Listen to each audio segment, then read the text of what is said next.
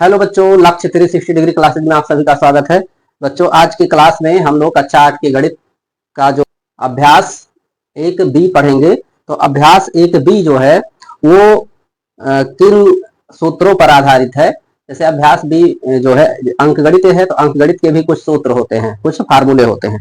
तो ये सूत्र क्या है अंकगणित के, जैसे कि हम आपको जो है शुरुआत में जब ये 1A पढ़ाए हैं तो 1A में लेसन का परिचय भी कुछ बताए थे कि क्या क्या इस लेसन के अंतर्गत पढ़ना है।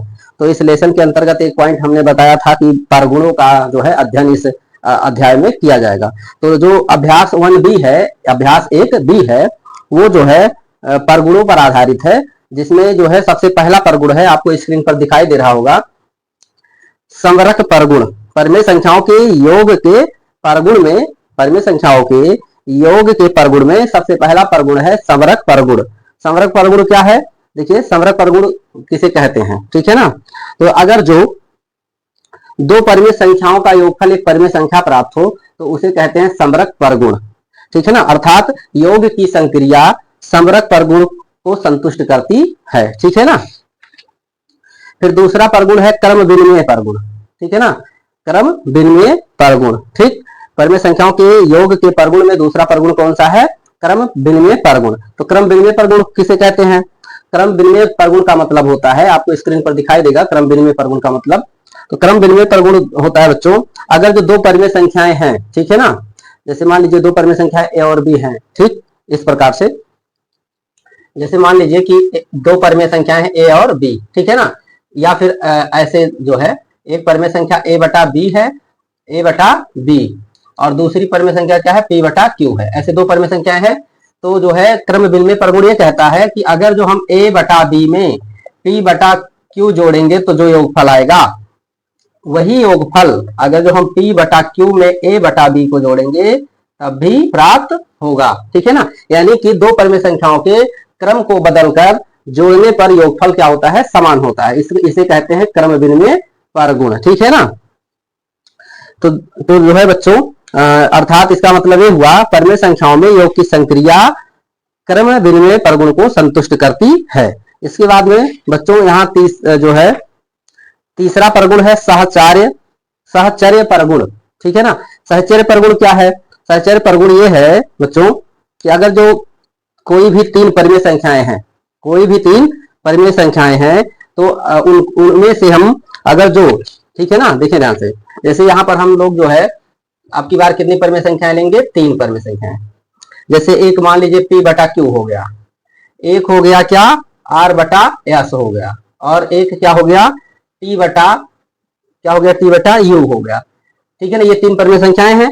तो इसमें होता क्या है? पहले दो को जोड़ लीजिए, पी बटा क्यू प्लस आर बटा एस, ठीक है ना। इन दोनों को पहले जोड़ लीजिए। इसके बाद तीसरी जो परिमेय संख्या है इसको जब जोड़ेंगे, यानी इन दोनों का योगफल जब हो जाएगा जोड़ने के बाद, फिर इसमें तीसरी परिमेय संख्या योगफल में जोड़िए, तो जो प्राप्त होगा वही चीज कैसे प्राप्त होगा? वही चीज अगर जो हम कहने का मतलब पहली और दूसरी परिमेय संख्याओं के योगफल में तीसरी परिमेय संख्या जोड़ते हैं तो जो योगफल प्राप्त होता है वही जो है, अगर जो हम पहली परिमेय संख्या को छोड़ दें और पहले हम दूसरी और तीसरी, ठीक है ना, परिमेय संख्या को जो है जोड़ें और जो योगफल प्राप्त होता है उसमें पहली परिमेय संख्या को जोड़ें तो दोनों स्थितियों में योगफल क्या आता है? समान आता है, ठीक है ना।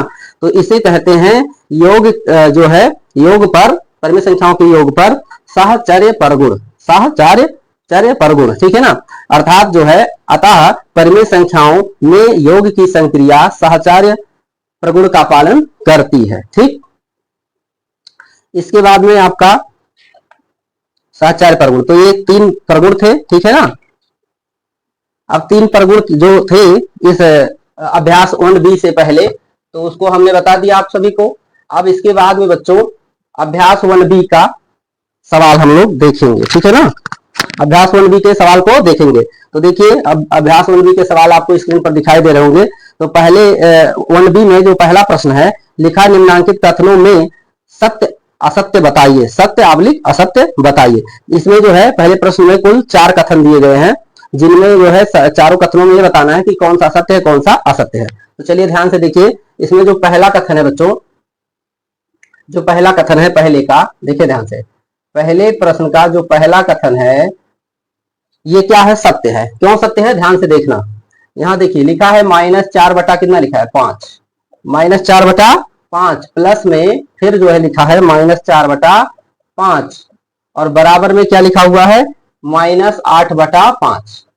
अब देखिए यहाँ ये जो पहला कथन है इसमें यहाँ पर बराबर का चिन्ह लगा है, इसका मतलब हुआ ये दोनों परमेय संख्याएं जोड़कर कितना आना चाहिए, -8 बटा 5 आना चाहिए, ठीक है ना। तो देखिए अगर जो इसको हम लोग हल करें तो -4 बटा 5 और ये क्वेश्चन जो खुलेगा तो जो है ये प्लस माइनस का गुणा होकर माइनस हो जाएगा, ठीक है ना। तो आ जाएगा 4 बटा 5। अब इसके बाद क्या हो जाएगा, -4 बटा 5, देखिए हर बराबर है ना तो हर को एक बार लिख लेंगे और इसके बाद में -4 तो हो जाएगा कितना, -8 हो जाएगा। ये कितना हो जाएगा बच्चों, ये -8 हो जाएगा, -8 हो जाएगा ना बटा 5। और उधर भी कितना दिया हुआ था, देखिए इधर भी कितना दिया हुआ था, -8 बटा 5, -8 बटा 5। तो दोनों तरफ क्या आया, बराबर आया। अर्थात ये जो प्रश्न पहले का पहला कथन है ये क्या है, सत्य है। अर्थात ये कथन क्या है बच्चों, सत्य है, ठीक है ना। तो इस तरह से आप हल करके बता सकते हैं कि कथन सत्य है। क्वेश्चन नंबर 1 का दूसरा कथन देखते हैं। दूसरा कथन क्या है, देखिए क्वेश्चन नंबर 1 का दूसरा कथन जो है उसमें दिया है, देखिए दिया है क्या, देखिए दिया है -6 बटा 7 प्लस 6, ठीक है ना। अब इसके बारे में कह रहा परिमेय संख्या नहीं है, ठीक है ना। तो चलिए इसको हल करते हैं। जब इसको आप हल करेंगे ऐसे आप इसका तिरछा गुणा कर सकते हैं, ठीक है ना। ये 7 का 6 में तो ये 6 और ये 7 6 कितना हो जाएगा, 42, ठीक है ना। और बटा में कितना हो जाएगा, 7, ठीक। अब देखें ध्यान से, ये जो है आपका 42 और -6, ठीक है ना, घट जाएगा क्योंकि ये 42 कितना प्लस में है और 6 माइनस में है तो घटेगा, 36 बचेगा, 36 बटा 7। अब ये 36 बटा 7 क्या है, p बटा q के रूप में है, अर्थात ये क्या है, परिमेय संख्या है, ठीक है ना। ये क्या है, परिमेय संख्या है। और जबकि कथन क्या कह रहा है कि परिमेय संख्या नहीं है, अर्थात ये दूसरा कथन क्या है, बताएं। दूसरा कथन क्या हुआ, ये कह रहा परिमेय संख्या नहीं है यानी कि असत्य है। क्या है, असत्य है, ठीक है ना, असत्य है, ठीक। अब इसके बाद हम लोग देखेंगे तीसरा कथन, ठीक। तीसरा कथन देखेंगे, चलिए तीसरा कथन देखते हैं बच्चों।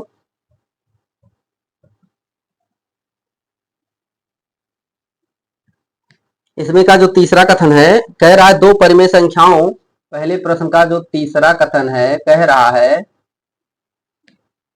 दो परिमेय संख्याओं के जोड़ने का क्रम बदलने पर योगफल वही रहता है, ठीक है ना। तो ये कथन सत्य है कि असत्य है, ये बताना है।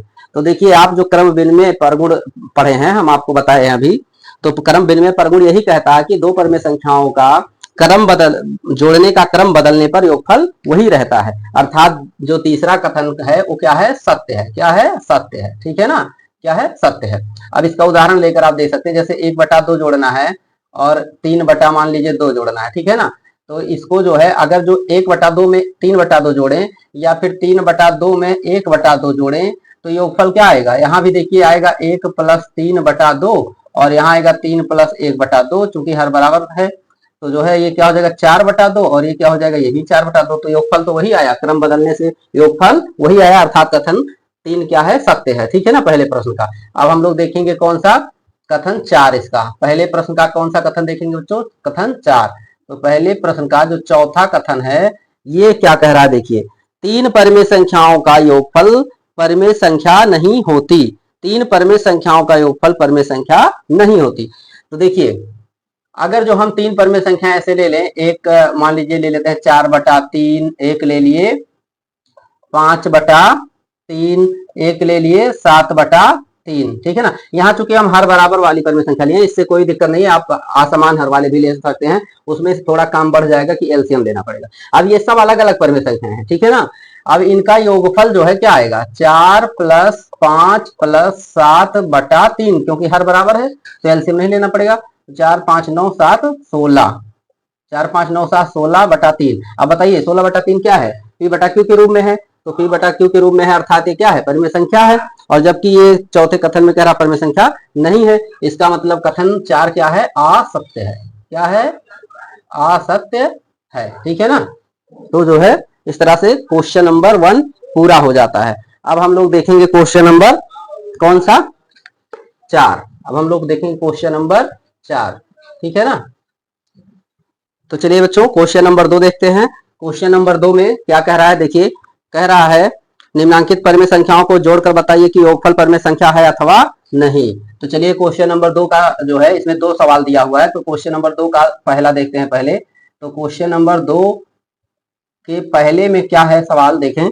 तो सवाल है, इसमें लिखा है 3/4 -3/4 और -3/4 और 3, ठीक है ना, इन दोनों का योगफल निकालना है, जोड़ना है। और कह रहा है जोड़ने के बाद आप ये बताएं कि योगफल जो आएगा वो परिमेय संख्या है कि नहीं। तो चलिए -3/4, ठीक, और के जगह जोड़ने का चिन्ह लगा दिए, और कितना जोड़ना है, 3। अब कोष्टक खोलेंगे तो ये -3 क्या होगा, 4 और प्लस में 3। अब ये तिरछा गुणा आप कर सकते हैं, तो यहाँ जब तिरछा गुणा ऐसे करेंगे इसका, और चाहे आप एलसीएम लेकर भी कर सकते हैं इसको, एलसीएम लेकर, यानी कि यहाँ आप बटा जो है, देखिए ध्यान से, 3/1 कर सकते हैं, क्या लगा सकते हैं, 3/1। अब देखिए ध्यान से, 4 और 1 का एलसीएम 4 ही आएगा, कितना आएगा, 4 आएगा, ठीक है ना। और जो है तो यहाँ तो हर 4 है, कोई दिक्कत नहीं, यानी 3 में जो है 1 से गुणा होगा 4 बनाने के लिए हर को, ठीक। और जो है यहाँ 1 को 4 बनाने के लिए 4 से गुणा, यानी ऊपर नीचे भी 4 से गुणा, यानी 3 में भी कैसे गुणा, 4 से गुणा, ठीक। तो ये आपका हो जाएगा -3 और ये हो जाएगा 12 और बटा में 4, तो कितना बच जाएगा आपका, बच जाएगा -3 + 12 लिखा है, तो घटेगा तो कितना हो जाएगा, 9 आ जाएगा, कितना आ जाएगा, 9/4। अब ये 9/4 क्या है, इधर देखो, ये दिखाई दे रहा है? तो 9/4 क्या है बताओ, 9/4 एक परिमेय संख्या है, यही कह रहा था कि बताइए परिमेय संख्या है कि नहीं। तो 9/4 क्या है, P/Q के रूप का है, जहां P = 9 और Q = 4, तो ये क्या है, परिमेय संख्या है, ठीक है ना, परिमेय संख्या है, ठीक, ठीक है ना। अब इसमें का हम लोग क्वेश्चन नंबर 2 का जो है दूसरा देखते हैं। तो क्वेश्चन नंबर 2 का जो दूसरा है बच्चों, ये क्या है, देखें क्वेश्चन नंबर 2 का दूसरा है, लिखा है सवाल, लिखा है -1 और -1 और कितना जोड़ना है, -1 और -2/3 जोड़ना है, -2 बटा कितना जोड़ना है, 3 जोड़ना है, ठीक है ना। और जो योगफल आएगा वो बताना है परिमेय संख्या है कि नहीं है। तो देखिए -1, ठीक, और यहाँ हम लगा लिए क्या, प्लस, ठीक है ना, यहाँ क्या लगा लिए, प्लस लगा लिए, -1 है, और की जगह पे प्लस, क्योंकि जोड़ना है ना, जोड़ने चिन्ह लगा लिए, -2/3 इसमें जोड़ना है। कोष्टक खोलेंगे आप तो यहाँ -1, ठीक है ना, और यहाँ भी -2/3 हो जाएगा। ये जब कोष्टक खुलेगा तो प्लस माइनस का गुणा होके 2/3 हो जाएगा, ठीक। अभी यहाँ हम आपको बताएं कि जब इस तरह से कोई चीज हो, बटा ना लगाओ तो बटा 1 लगा के एलसीएम लेके कर सकें, या फिर एक तरीका ये है कि आप ऐसे तिरछा गुणा इसका कर दीजिए, जैसे 3 का 1 में कर देंगे तो 3 करने कितना हो जाएगा, -3 और -2 बच जाएगा और बटा में 3। तो ये जो है -3 -2 समान चिन्ह दोनों है, दोनों संख्याओं के चिन्ह समान है, तो समान चिन्ह जुड़ते हैं, तो और जो है माइनस माइनस जुड़ के माइनस होता है, तो -5 और बटा 3, यानी कि 2 ऋणात्मक संख्याओं का योगफल ऋणात्मक संख्या प्राप्त होता है, ठीक है ना। तो यहाँ जो है -5/3 क्या है, यह भी एक परिमेय संख्या है, ऋणात्मक परिमेय संख्या, ठीक है ना।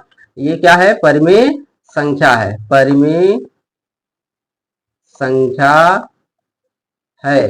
P/Q में ये भी प्राप्त हुआ है, P/Q के रूप में -5/3 भी प्राप्त हुआ है, तो परिमेय संख्या है, ठीक है ना। इस तरह से क्वेश्चन नंबर 2 समाप्त होता है। अब हम लोग क्वेश्चन नंबर 3 देखेंगे, आप इसको नोट कर सकते हैं, ठीक है। चलिए बच्चों अब हम लोग क्वेश्चन नंबर 3 देखते हैं। क्वेश्चन नंबर 3 आपको स्क्रीन पर दिखाई दे रहा होगा। क्वेश्चन नंबर 3 है, दोनों पक्षों को हल करके सत्यापित कीजिए। तो सत्यापित करने का मतलब ये होता है सिद्ध कीजिए या दर्शाइए की, यानी 4 शब्द होते हैं, सिद्ध कीजिए, दर्शाइए, दिखाइए, सत्यापित कीजिए, ठीक है ना। तो इन चारों शब्दों का मतलब ये होता है कि जैसे जो कथन दिया गया है या जो सवाल दिया गया है, अगर जो उसमें बराबर का चिन्ह लगा है तो दोनों पक्षों को बराबर दिखाना है। यदि छोटे बड़े का चिन्ह लगा है तो जिधर बड़ा का चिन्ह लगा उधर बड़ा आएगा, तब वो जो है सत्यापित होगा, ठीक है ना। तो यही करना है इसमें जो है तीसरे प्रश्न में कुल 3 जो है सवाल दिए गए हैं और तीनों को सत्यापित करना है और तीनों ही दोनों पक्षों को बराबर दिखाना है, ठीक। तो चलिए हम जो है एक आपका तीसरे का पहला करके दिखाते हैं। तो तीसरे का पहला है बच्चों, तीसरे का पहला हल करते हैं, और जिस सवाल में बराबर का चिन्ह पहले से लगा हो उसके 2 भाग होते हैं, यानी 2 पक्ष होते हैं, ठीक है ना, एक बायां पक्ष एक दायां पक्ष, ठीक। तो इस सवाल में दो पक्ष हैं, बायां पक्ष और दायां पक्ष। ठीक, तो हम लोग हल में क्या करते हैं, पहले बायां पक्ष हल करते हैं। सत्यापित करने वाला ऐसे ही करेंगे, ठीक है ना। बायां पक्ष, बायां पक्ष मतलब LHS इसको कहते हैं। क्या कहते हैं, इसको नोट कर सकते हैं, LHS यानी लेफ्ट हैंड साइड इसको कहते हैं। क्या कहते हैं, लेफ्ट हैंड साइड। और लेफ्ट हैंड साइड में क्या है, देखें लिखा है -5/8, ठीक, प्लस -9 बटा में कितना, 13, ठीक, ये है LHS में, ठीक है ना। अब देखिए ध्यान से, ये जो है अगर जो कोष्टक खोलेंगे तो -5/8 होगा, और ये जब कोष्टक खोलेंगे तो यहाँ प्लस प्लस हट जाएगा, यहाँ जाएगा -9/13। अब जो है 13 और 8 का लासा लेंगे, ठीक है ना, क्योंकि हर जब नहीं बराबर है तो क्या करना पड़ेगा, लासा लेना पड़ेगा। जब लासा लेंगे 13 और 8 का लासा कितना आएगा, 104 आएगा। कितना आएगा, 104 आएगा, 104 आएगा, ठीक है ना। तो जब 104 लासा आएगा, यानी कि 8 को 104 बनाने के लिए 8 में कैसे गुणा करना पड़ेगा, 13 से। तो 13 से ऊपर भी करेंगे तो -5 गुणे कितना हो जाएगा, 13 माइनस, ठीक है ना, ये माइनस हो गया। 13 को 104 बनाने के लिए 8 से गुणा, यानी ऊपर भी 8 से गुणा करेंगे तो 9 गुणे कितना हो जाएगा, 8 हो जाएगा, ठीक। तो ये जो है आपका 13 25 65 माइनस में, और 8 9 72 माइनस में, और बटा में 104, ठीक। अब दोनों जो है समान चिन्ह वाले पद हैं तो जोड़ लिए जाएंगे तो ये कितना हो जाएगा, 5 2 7 और 7 6 13, यानी 137। कितना हो गया, 137, माइनस में 137 हो गया, ठीक। और बटा में कितना है, 104। तो ये हमारा आया बायां पक्ष। अब हम जो है हम लोग दायां पक्ष भी हल कर लेते हैं। चलिए देखिए, दायां पक्ष भी इसका हल कर लेते हैं। दायां पक्ष जो दाएं तरफ होता है उसको दायां पक्ष, बराबर के दाएं तरफ के जो चीजें होती हैं उसको दायां पक्ष बोलते हैं। तो दायां पक्ष को अंग्रेजी में क्या कहते हैं, RHS। क्या कहते हैं, RHS मतलब राइट हैंड साइड, ठीक है ना। तो दाएं पक्ष में क्या है, देखिए ध्यान से, दाएं पक्ष में आपका है -9/13 और प्लस फिर कोष्टक में -5/8, ठीक है ना, ये है। अब इसको भी कोष्टक खोल दें अगर जो, ठीक है ना, या कोष्टक खोल दें या सबसे पहले हर को बराबर कर लें, ऐसा भी कर सकते हैं। तो हर जो है यहाँ 8 है, यहाँ 13 है, तो दोनों का हर समान करना करेंगे तभी तो ये जुड़ेगा। तो 13 8 का लासा जो है 104 होगा, यानी 13 को जो है, देखिए ध्यान से, 13 को 104 बनाने के लिए कैसे गुणा करना पड़ेगा, देखिए ध्यान से, 13 को 104 बनाने के लिए 8 से, तो ऊपर भी 8 से गुणा होगा, ठीक।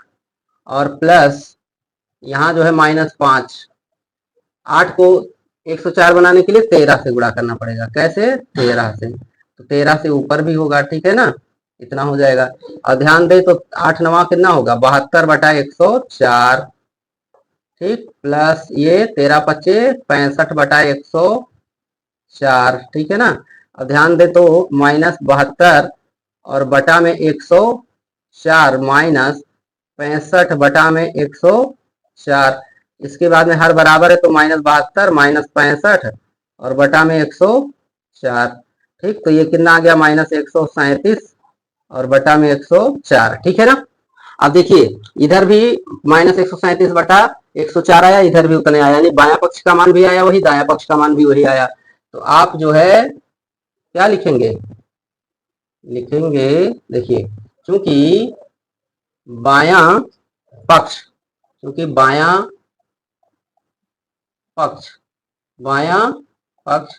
बराबर दायां पक्ष, ठीक है ना। देखिए बायां पक्ष बराबर दायां पक्ष कितना आया है, बाएं पक्ष का मान आया है -137/104 बराबर दायां पक्ष भी उतना है 137/104, ठीक है ना। तो क्या लिखेंगे, इसलिए सत्यापित हुआ। क्या करने के लिए कहा था, सत्यापित हुआ, यही करना था, दोनों पक्षों का मान क्या करना था, बराबर लाना था, सत्यापित हुआ, ठीक है ना।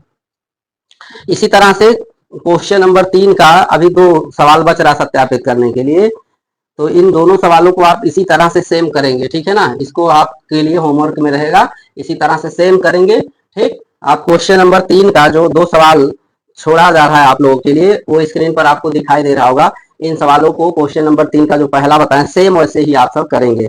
तो चलिए अब हम लोग क्वेश्चन नंबर 4 देखते हैं। तो देखिए क्वेश्चन नंबर 4 क्या कह रहा है। क्वेश्चन नंबर 4 कह रहा है कि यदि ए और बी दो परिमेय संख्याएं हो और a प्लस बी बराबर -15/11 हो तो b प्लस ए का मान। तो देखें 4 का हल देखें, क्वेश्चन नंबर 4 का हल, क्वेश्चन नंबर 4 का हल देखें,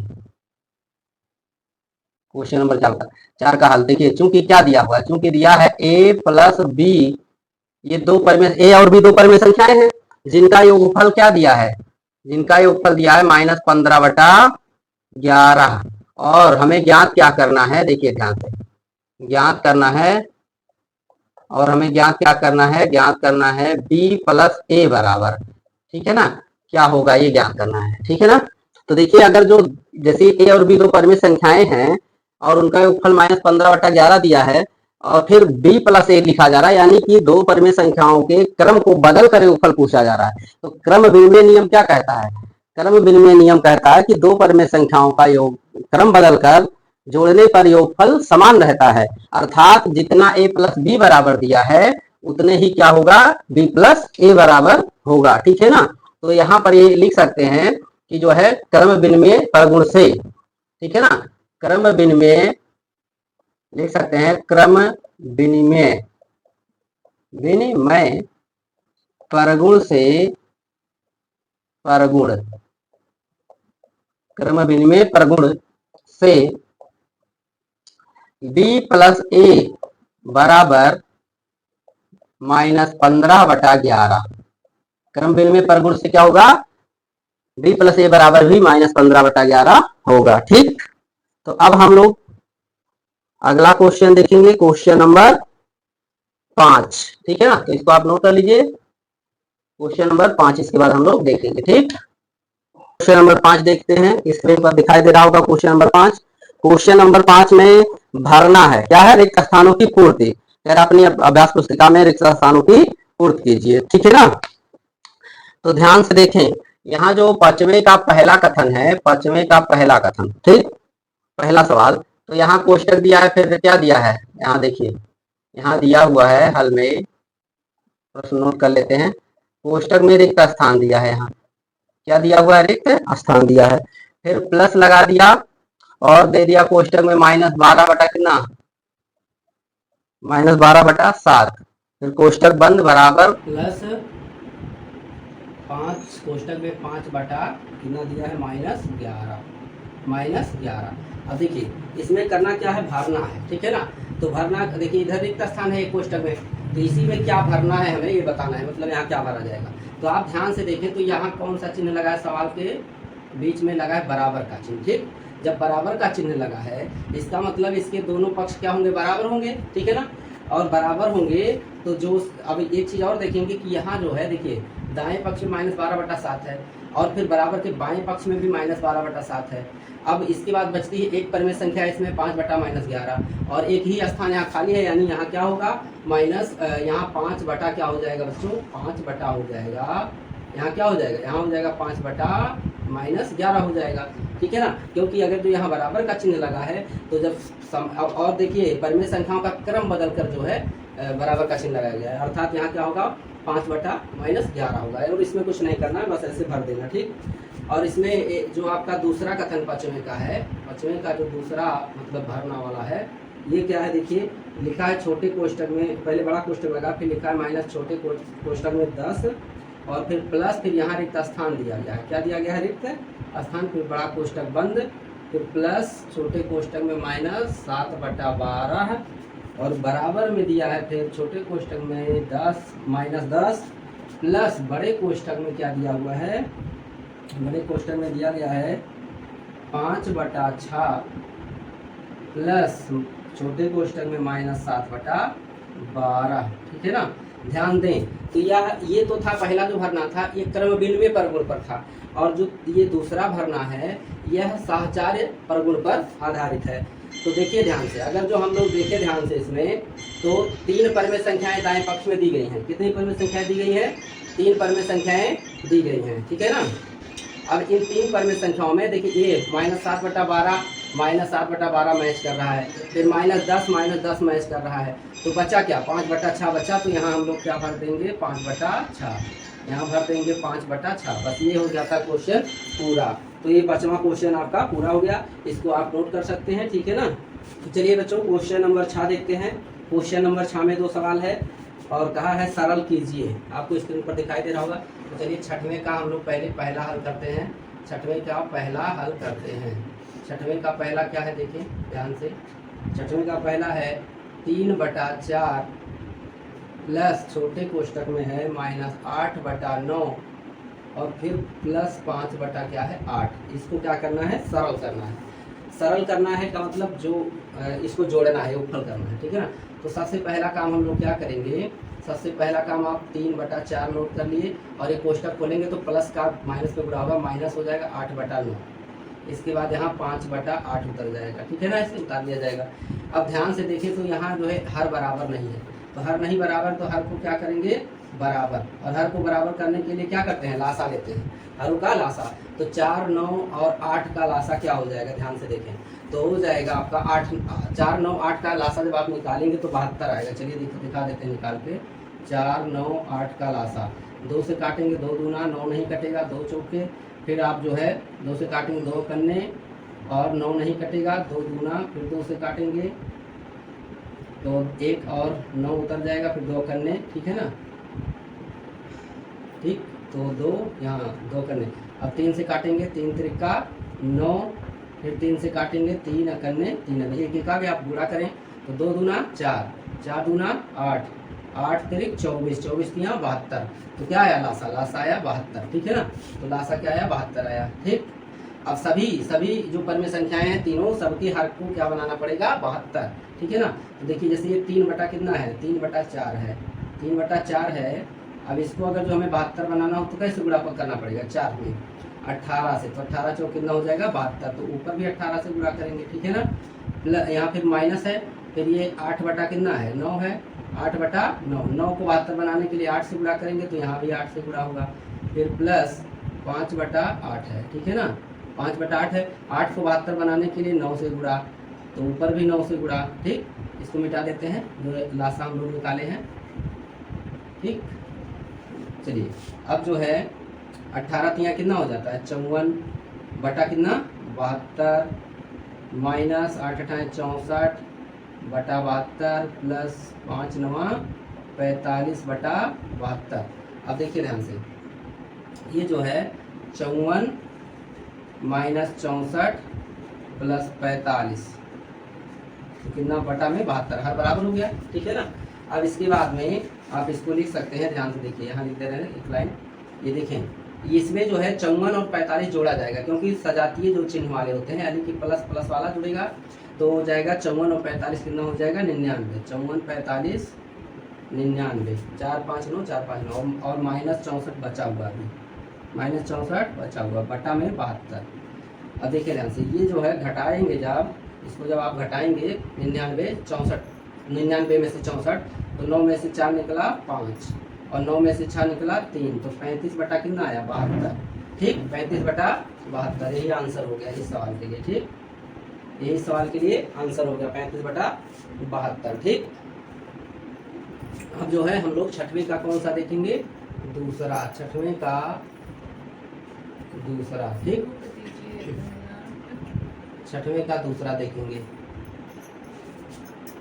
6वें का दूसरा क्या है, 6वें का दूसरा देखिए, 6वें दूसरा है -9/10 प्लस 22 बटा कितना है 15 प्लस -13 बटा -20 है। ये सवाल है आपका 6वें का दूसरा, ठीक है ना, ठीक।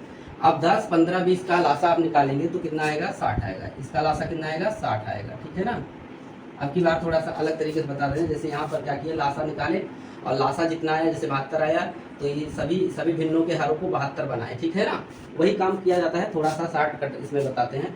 तो क्या है कि जैसे ये 10 है, 10 को जो है 60 बनाने के लिए 6 से गुणा करेंगे, तो जब हम जो है ये एक साथ बड़ी पाई खींच दें, यानी कि हम लोग जो है इस लाइन पर आ गए हैं, तो जो है क्या करेंगे 10 में जो है 6 से गुणा करने 60 होगा, तो उसके अंश में भी अंश में भी कितने से गुणा कर देंगे 6 से, ठीक है ना।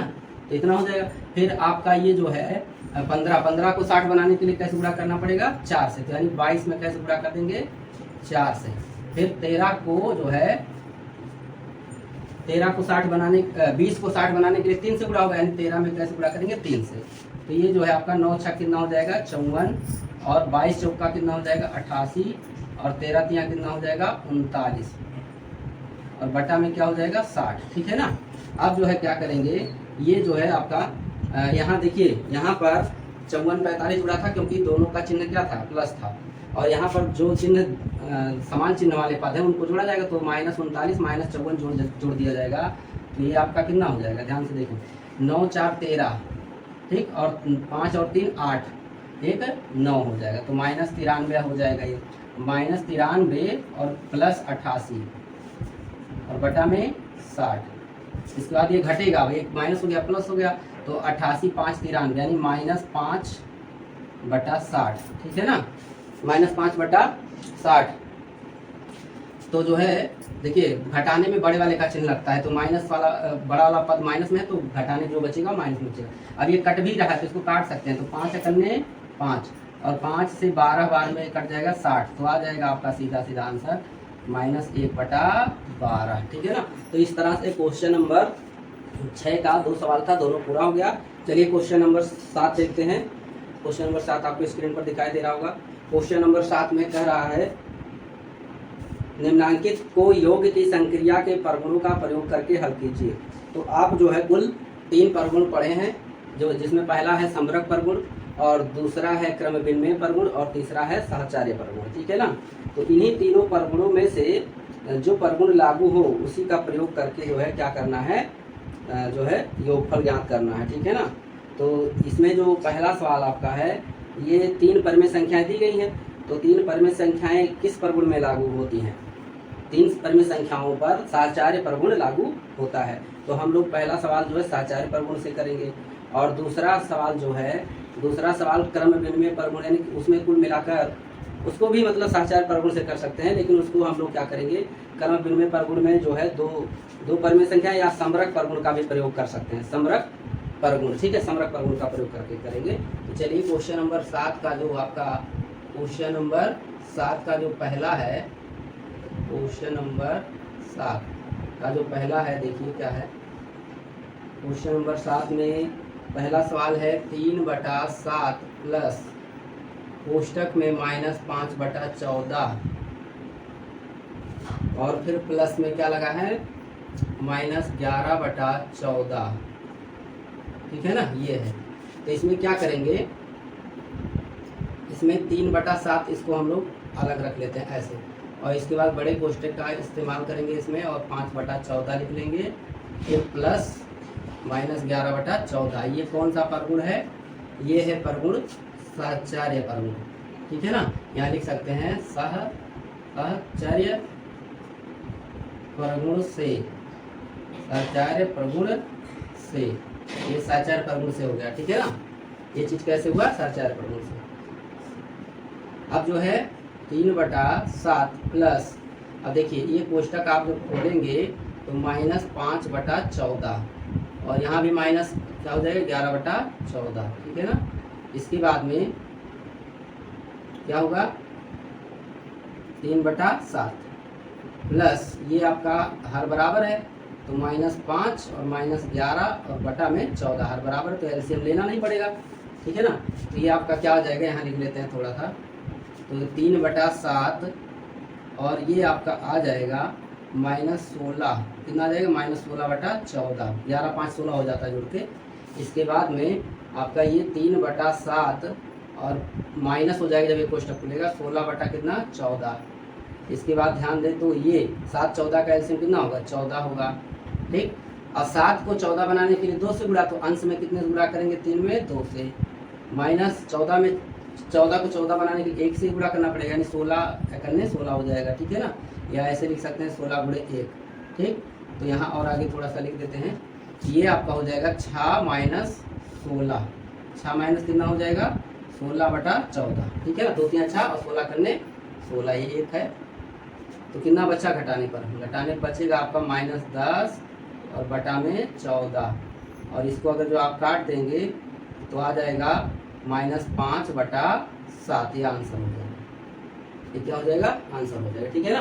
तो इस तरह से आपका 7वें का पहला हो गया। अब 7वें का दूसरा हम लोग देखते हैं।